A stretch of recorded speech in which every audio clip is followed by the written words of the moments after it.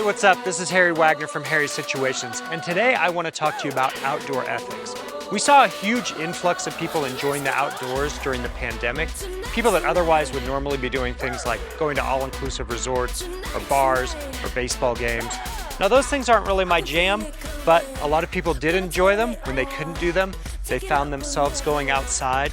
And I think that's a great thing. I grew up doing this, I will be doing it my entire life, but by growing up doing it, I had the benefit of friends and family teaching me outdoor ethics from a very young age.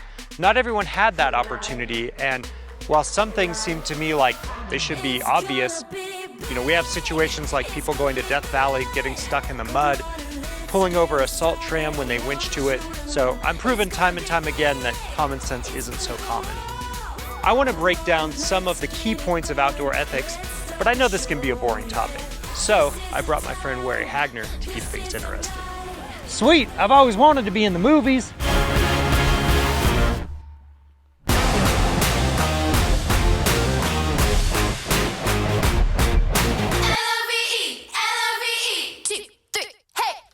So, we're here to talk about outdoor ethics. Do you see anything wrong with your behavior? You mean like too much taurine? No, that's not what I mean. Off-roaders are an easy target for anti-access groups, and we don't do a great job of policing our own. I remember reading a Field and Stream magazine years ago, and they had poachers in there, in the back of the magazine. Imagine if we did that as a community. We called people out. I find that the mountain bike community, the horse community, equestrians, rock climbers, they all do a better job of policing their own than we do. So there's a lot of work to be done in that regard.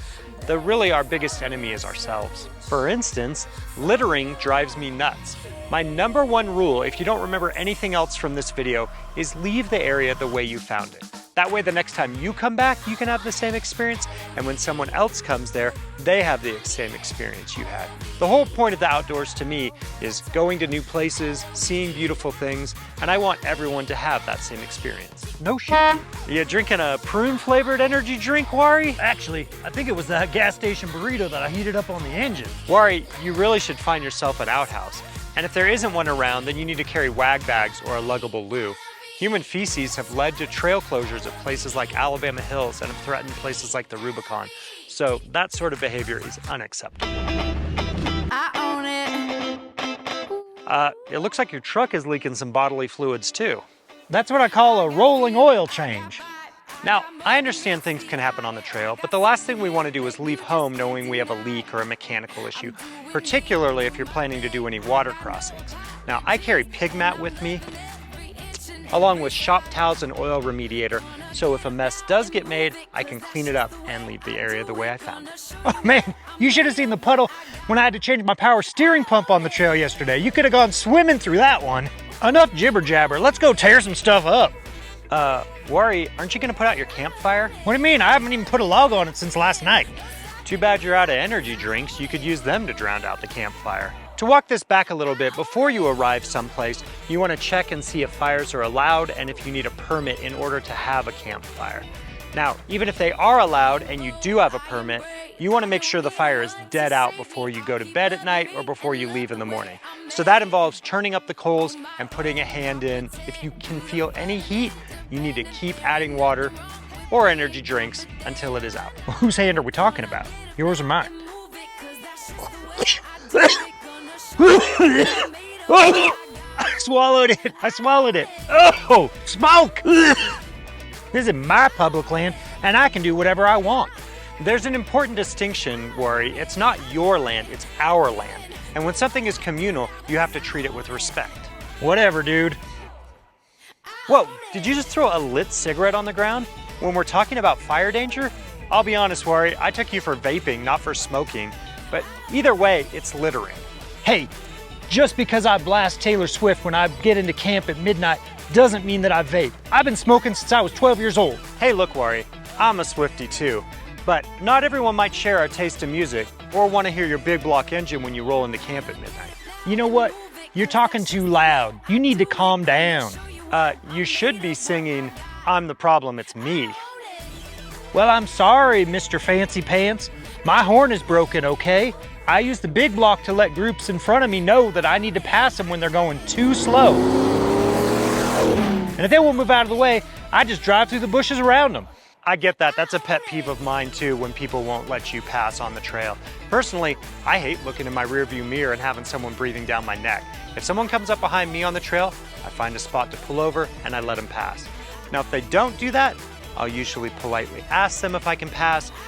I might have to find a section on the trail where there's an either or line and take the harder line, but that just makes things more fun, right? Well, you're awfully high and mighty, aren't you?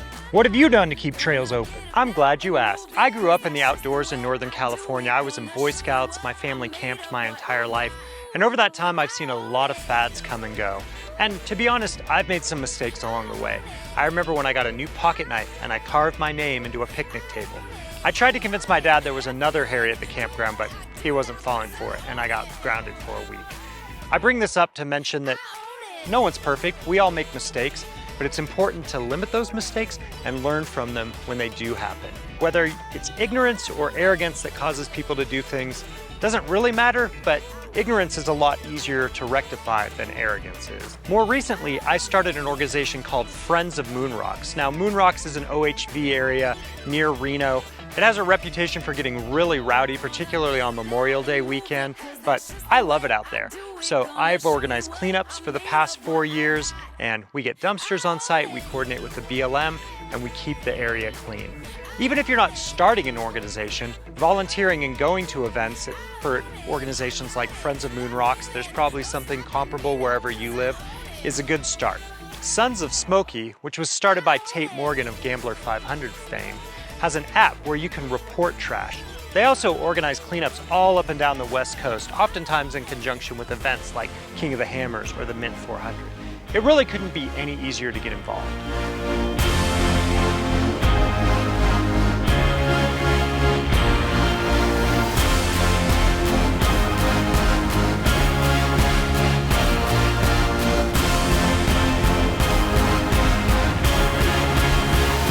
Hopefully you learned a thing or two today, and were entertained at the same time.